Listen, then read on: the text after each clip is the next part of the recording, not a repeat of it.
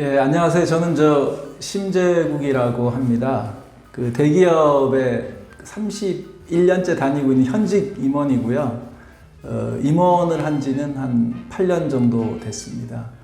그 직원 때는 총무, 인사, 자산 업무를 주로 했고, 임원이 되고 나서는 R&D 연구관리, 특허관리, 정보관리, 교육, 그리고 생산관리 이런 업무를 주로 했습니다. 직장을 다니면서는 여러 가지 프로젝트를 굉장히 많이 했는데 수원하고 울산 KTX 역세권 그 개발에 참여했고, 산업단지 4곳에 그 개발에 참여했고, 거기서 이제 산업단지 개발 이후에 공장 증설 5곳을 했고, 용인의 R&D 단지, 여주의 물류단지 등의 여러 가지 개발 사업을 수행을 했습니다. 회사에는 학사로 들어왔는데 일을 하면서 공부의 필요성을 느껴서 석사, 박사를 해서 지금은 도시 및 지역계획학 박사를 하고 있고요. 얼마 전에 그 메타버스 시티라는 책을 발간을 한 초보 작가이기도 합니다.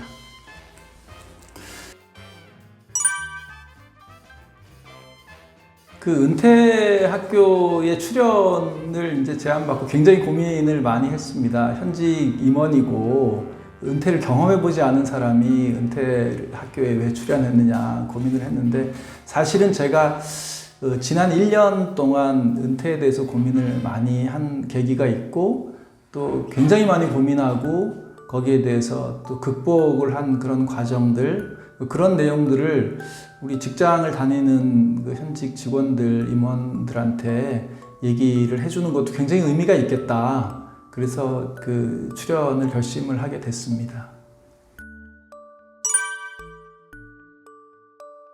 그 임원은 군대로 치면 이제 장성을 다는, 별을 단다는 그런 취지인데, 대부분 알고 계시겠지만 임원은 2가지로 구분이 됩니다. 등기 임원하고 비등기 임원하고 이렇게 2가지로 구분이 되는데, 등기 임원은 우리 이사회라고 하죠. 그 신문에 많이 나오는 이사회에 사외 이사가 있고 사내 이사가 있는데, 그 사내 이사를 등기 임원이라고 하고 연봉 많이 받는 그런 사람이고요. 비등기 임원은 그 사내 이사가 아닌, 등기 임원이 아닌 그냥 일반 임원이고, 우리가 일반적으로 얘기할 때 이제 임원이라고 하는데, 직급을 보면 회장, 사장, 부사장, 전무, 상무, 그리고 이사대우 이렇게 되는데, 회사마다 좀 다르게 돼 있습니다.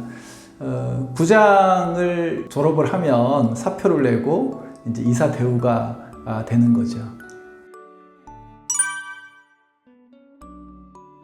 임원은 굉장히 스트레스에 많이 시달립니다. 그러니까 스트레스라는 게 실적 스트레스하고, 2번째는 자기 역할에 대해서, 역할이 없으면 가차없이 정리되는 건데, 그렇게 스트레스가 많은 만큼 굉장한 많은 처우를 받습니다. 억대 연봉을 받고요.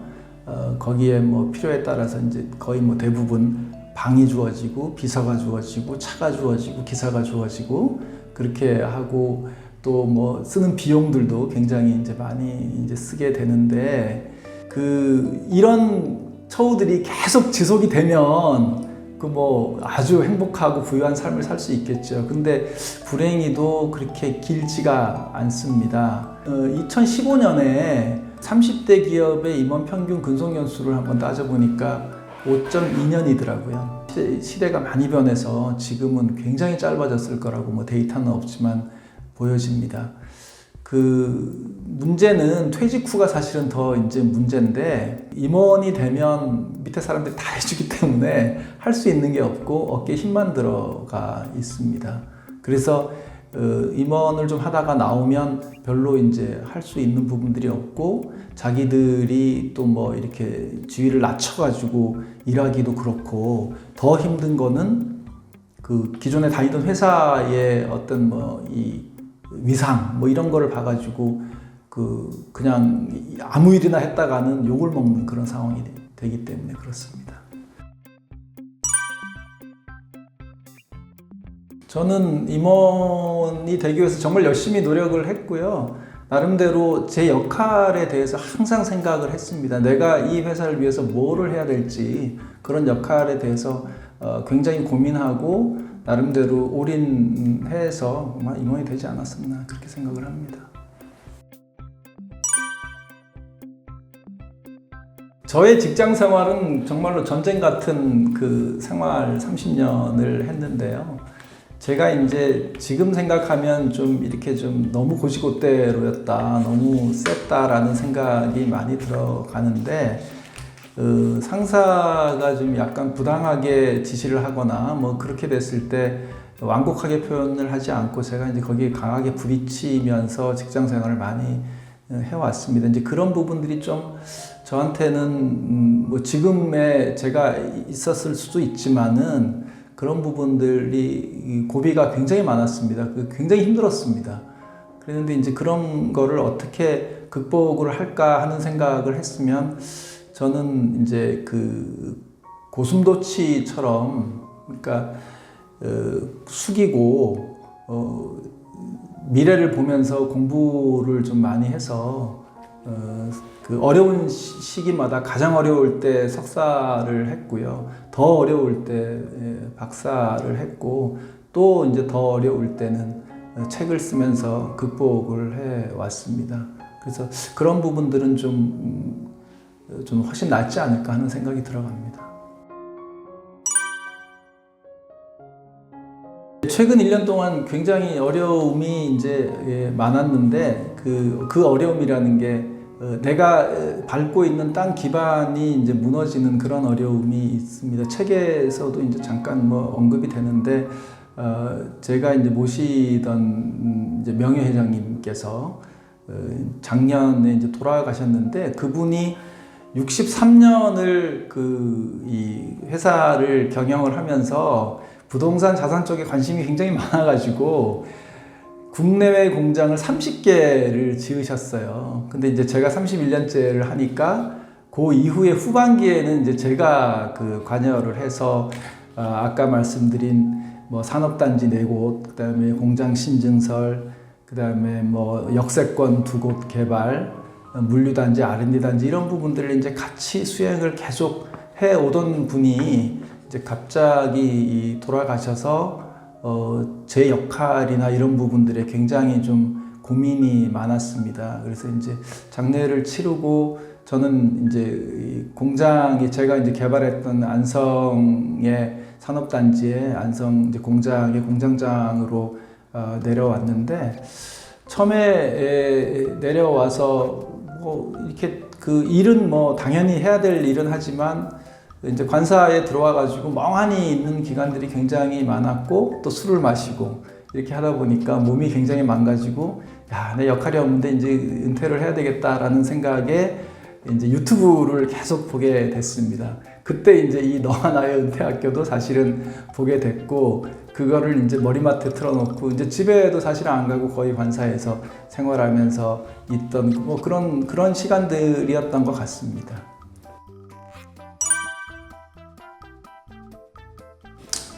저는 이제 어려움이 있을 때 어떤 식으로 다른 돌파구를 찾았습니다. 한 2달 정도가 되니까 내가 이제 이러면 안 되겠다는 생각이 들어서 뭐든지 해야 되겠다는 생각이 들었습니다. 은퇴 학교 쭉 보면서 배운 게 뭐였냐면 은퇴 후의 삶을 방해하는 3가지 요소 해서 이제 보니까 질병, 그 다음에 돈, 그 다음에 마지막으로 고독감 뭐 이런 게 있더라고요. 그래서 일단 질병으로부터는 자유로워야 되겠다 뭐 이런 생각을 했고 그래서 몸을 일단 좀 건강히 하자라는 생각을 했습니다. 그래서 이제 이것도 유튜브에서 본 건데 그때 본 겁니다. 건강이라는 그 한자를 이렇게 보니까 굳셀 건하고 편안할 강이더라고요.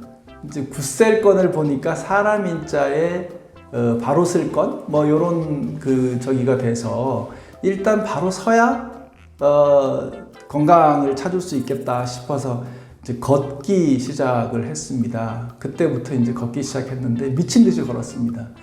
새벽 4시에 이제 일어나면 아직 컴컴한 상황인데, 그때는 여름이라서 조금 이제 낮긴 하는데, 그때부터 한 2-3시간을 그 동네를 걸었는데, 참 안성이라는 데가 좋긴 하더라고요. 그래서 그렇게 걸었고,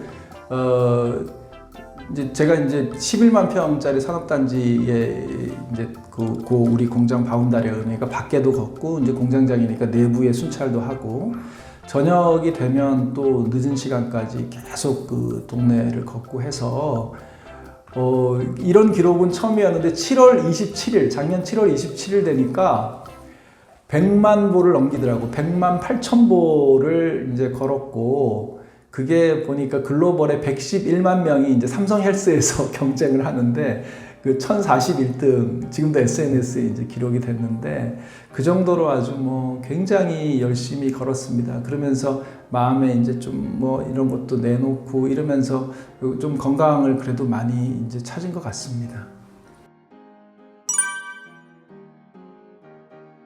예, 이게 마음의 건강이 가장 중요하고, 오늘 여러분들한테도 요 얘기를 좀 드리고 싶어가지고 사실 출연을 하게 됐는데, 그 건강이 이제 그 굳셀건과 편안할 강이잖아요. 그 편안할 강을 위해서 이제 결과적으로는 110만 보를 넘겼는데, 7월 달에 100만 보를 그 걷고 나니까 발도 뭐 엉망이 되고, 온 몸에 뭐 피부 트러블도 많이, 햇볕 알러지 이런 것도 생기고 했는데, 느낀 게 꽤 많았어요. 그러니까 맨발로도 걸었습니다. 그러니까 맨발 걷기도 여러분께 좀 권하고 싶은데, 여담으로 이 인체에는 정전기와 활성산소가 가득한데 그게 빠져나가지 못한다는 거죠. 그래서 맨발로 걸으면 그 접지 현상이 나서 활성산소가 다 빠져나가서 굉장히 이제 건강하게 된다는 뭐 그런 것도 있는데, 신발을 신는 것보다 맨발로 걷는 게 너무나 편하다는 거, 자유롭다는 걸 느꼈고요. 그 저녁에 석양을 제가 되게 좋아했는데, 석양보다 아침에 여명이 또 굉장히 아름답다는 것도 느꼈고, 제가 튤립이나 장미 같은 거를 좋아했는데 튤립 장미보다 논두께에 있는 야생화가 훨씬 더 아름답다는 거, 그리고 늦은 밤 으슥한 길을 걸어도 그렇게 나쁘지 않다는 뭐 그런 거를 느꼈습니다. 여러분, 부저추신이라는 그 말이 있습니다. 그게 이제 손자병법의 36개 중에 19개에 해당되는데, 그 말이 저한테는 굉장히 많이 와 닿았습니다. 그 커다란 솥에 물이 펄펄 끓고 있는데 그 밑에 장작이 활활 타고 있습니다. 근데 그 솥에 물을 식히려면 그 위에다가 물을 붓는 것보다 그 밑에 장작, 활활 타는 장작을 빼는 게 맞다는 거죠. 문제의 근원을 해결해야 된다는 거죠. 저는 제 마음속에 가득했던 그런 뭐 욕망이나 집착 이런 부분들을 장작을 빼듯이 하나하나 뺐습니다. 걸으면서 하나 뺐고요.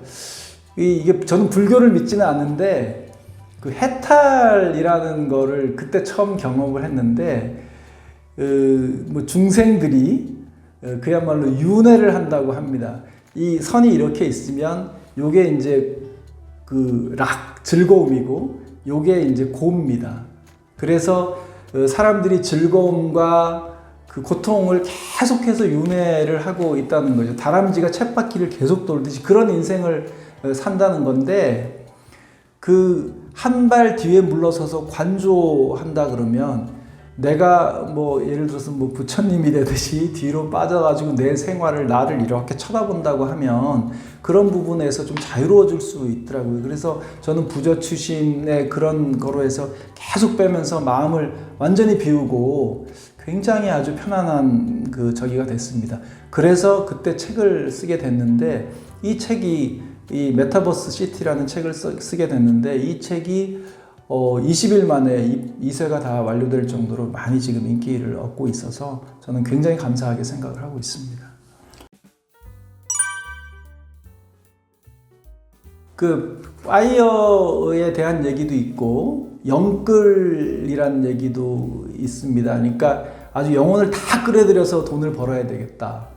그 다음에 그 뭐 열심히 일해가지고 젊었을 때 돈을 모으고 그 다음에 은퇴 후에 편안한 삶을 누리겠다. 뭐 그런 게 유튜브에 온통 돈 버는 얘기들 밖에 없는데 저는 나쁘게 생각하지 않지만 그렇다고 바람직한 상황은 아니라고 봅니다. 제가 이제 돈 많은 분들, 저는 이제 돈이 그렇게 많지 않지만 뭐 흑수저 중에 흑수저입니다. 근데 그 돈 많은 사람들 가까이서 이렇게 생활을 해보니까 내가 돈을 쫓아가 가지고는 돈이 나오지 않고요.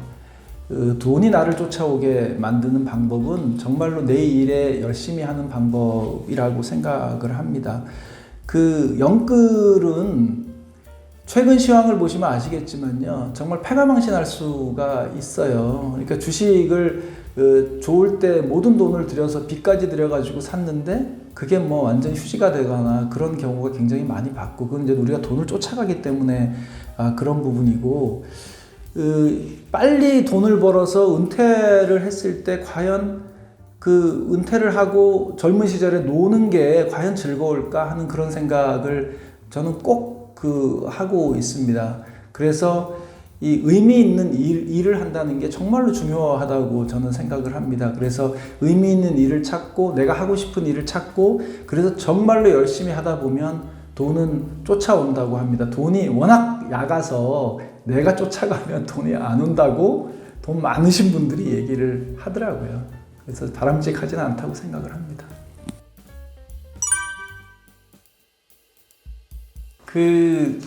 굉장히 좋은 생각이죠. 내 삶을 찾아야 된다는 거는 저는 굉장히 좋은 생각이라고 보는데, 좋은 직장에 다닌다면 그 직장에서 워라밸을 찾는 게 저는 좋다고 생각을 합니다. 제가 1991년도에 회사를 입사했는데 그 당시를 보면 정말로 뭐 이 다른 데 눈을 뜰 수 있는 상황이 아니었습니다. 그러니까 아침에 8시부터 출근을 해서 일을 하는데 저는 뭐 6시, 7시 이렇게 들어가서 회사에서 밥을 먹고 일을 했고, 뭐 10시, 11시까지 일을 하고 집에 들어가고, 그 다음에 토요일 날은 또 오전 근무를 해요. 그럼 오전 근무를 하고 또 필요한 사람들하고 또 식사하다가 보면 뭐 술도 한잔하고 뭐 그렇게 했고, 일요일 날 되면 우리 상사나 동료들 신혼집 이사하거나 뭐 이러면, 요즘에는 이삿짐 센터가 있지만 예전에 트럭 하나 몰고 가서 우리가 또 다 도와주고 뭐 이런 식의 직장에 올인할 수밖에 없는 생활이었는데 지금은 굉장히 많이 달라졌습니다. 일단 근무 시간을 보면요, 주 52시간이라고 하잖아요. 실제는 52시간을 초과하지 말라는 거고, 요즘의 직장인들 주 40시간 일합니다. 그러니까 하루 8시간 일합니다. 제가 실질적으로 인사 쪽에 총괄 임원을 하면서 전 직원에 대한 그 시간을 다 뽑아봤는데 42시간이 평균이더라고요. 그러면 8시간에서 조금 더 일을 하는 거죠. 5시 이후에는 자기의 삶이 있는 거고요. 그 다음에 그 휴가도 엄청나게 좋아졌습니다. 남자가 출산휴가 쓰는 거는 당연한 거고, 당직을 쓰면 당직 휴가가 있고요. 뭐 주사를 맞으면 특별휴가라고 해서 주고요. 연차도 예전에는 뭐 하루를 무조건 써야 되잖아요. 눈치 보면서 썼잖아요. 그 눈치를 안 보게 그냥 아예 그냥 사유를 안 씁니다. 거기다가 반차라는 게 있어요. 반반차라는 것도 있어요. 3시에 나갈 수 있으면 3시에 나가게 그렇게 만들어 놓고, 자기 개발을 한다고 하면, 대학원을 만약에 다닌다고 하면 그 돈을 또 지원을 해 줍니다. 그러니까 회사에서 다니면서 충분히 나의 미래를 준비할 수 있는 여건이 되는 거죠. 그래서 좋은 회사를 다닌다고 하고 특별히 미래에 대해서 내 미래가 안 보인다 뭐 이렇지 않으면 회사에서 은퇴를 준비하는 게 저는 오히려 더 낫다는 생각을 합니다. 많이 바뀌었습니다. 예, 은퇴를 물론 이제 뭐 은퇴를 해야 되고 또 자기의 삶을 또 살아가야 되는데, 저는 이제 뭐 직장 생활 31년 하면서 뭐 적게는 20-30명, 많게는 뭐 200명까지 이렇게 직장 후배들을 이제 같이 일을 한 경우가 이제 있습니다. 근데 그분들한테 꼭 얘기해주고 싶은 뭐 4가지, 제가 얘기하고 실질적으로 하게 한 거, 저도 실제 했던 거, 일단은 공부를 좀 계속 하라고 합니다. 그래서 대학원을 좀 나왔으면 하는 얘기를 합니다. 왜냐하면 첫 번째는 우리나라 사람들은 없앨 수 없는 컴플렉스가 학력 컴플렉스입니다. 그 옛날 우리 아버지 시대부터 학력 컴플렉스가 있는데 사람들이 희한하게 그런 걸 갖고 있고 사회적으로도 아직도 보고 있는 학력 컴플렉스가 있어서 저는 우리 직원들 중에 똑똑하고 그런 사람들 중에 뭐 고등학교나 전문대 졸 친구들한테는 꼭 대학원을 나오라고 합니다. 최근에도 뭐 제 직원들 지금 유명 대학원에 3년차 다니는 사람이 있는데 사이버대 4년 직장 생활하면서 굉장히 금방 가거든요. 4년 다니고 그 다음에 이제 그 직장에 다닌다는 그 지위를 이용해서 대학원을 또 특수대학원이면 갈 수 있어서 대학원을 꼭 이제 가라고 하고, 두 번째는 대학원을 가면 시대 변화를 알 수가 있어서 굉장히 깹니다. 저는 직장에 다니면서 박사를 했는데 제가 만일에 정말 공부하기 싫은 20대에 석사 박사를 했다 그러면 정말 얻는 게 없었을 거예요. 근데 회사를 다니면서 많은 경험을 하고 또 공부를 하니까 시대 변화에 대해서 너무나 잘 수긍이 되더라고요. 세 번째는 인맥입니다. 인맥은 정말로 필요한데 우리가 특히 정치하시는 분들이 많이 와요, 대학원에.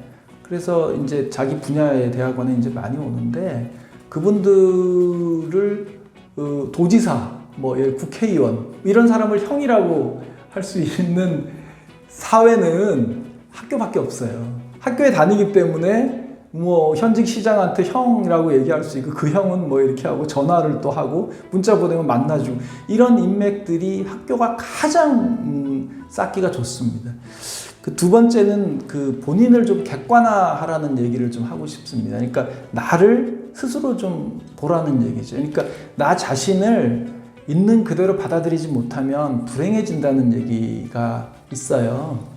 맞는 얘기입니다. 그래서 요즘에는 스왑 분석이라고 외부의 기회나 위험 요인, 나 자신의 장점이나 단점 이런 거를 따져가지고 이렇게 해서 분석하거나 하는데 굳이 그렇게 안 하더라도 내가 지금 처한 상황, 내가 지금 뭘 좋아하는지, 내가 지금 어떻게 해야 되는 건지, 내가 미래를 위해서 뭘 준비해야 될 건지 그 준비를 지금 객관화한 다음에 하는 게 맞습니다. 왜냐하면 다른 사람들이 얘기해주는 나는요 좋은 얘기만 하기 때문에 객관화할 수가 없습니다.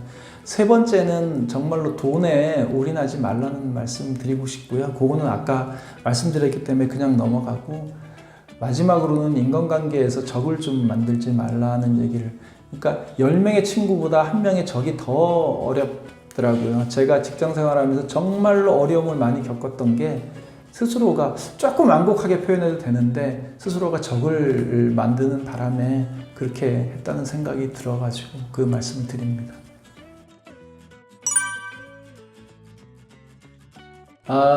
저는 이제 제 자신을 이제 객관화해 보니까 돈이 그렇게 많지는 않지만 그래도 나름대로 회사에 다니면서 박사학위도 받았고, 그 다음에 어려운 시기에 또 책을 써서 출간을 해서 인기도 좀 얻었고, 이런 거를 감안을 했을 때는 일단 좀 작가 생활을 계속 좀 하고 싶고요. 필요하면 또 나가서 좀 강연도 하고 강의도 하고 싶은데, 무엇보다 제가 하고 싶은 거는 이때까지 저의 시선은 항상 위쪽을 보고만 있었습니다. 잘 나간 건 아니지만 위쪽을 보고만 있었는데 지금은 제 삶의 스펙트럼을 조금 더 넓히고 아래를 보고 저보다 못한 사람들 위해서 삶을 좀 은퇴 후에는 좀 살고 싶습니다. 그게 반드시 돈이라는 건 아니고 저의 재능이라든가 저의 노력, 저의 이 노동력을 통해서라도 저보다 못한 사람들을 위해서 그런 삶을 좀 살고 싶습니다. 네, 제가 사실은 이 은퇴학교에 처음에도 서두에도 말씀드렸지만 은퇴학교에 은퇴도 안 한 사람이 건방 떨면서 와서 얘기를 한다 그런 우려가 있을까봐 사실은 굉장히 조심스러웠는데 제가 아까 말씀드렸듯이 너무 돈에 집착하지 마시고 삶의 의미를 좀 찾아가고 나를 찾고 삶의 의미를 찾고, 그래서 하루하루 사는 게 즐겁게 미래를 향해서 살았으면 좋겠습니다. 은퇴가 끝이 아니거든요.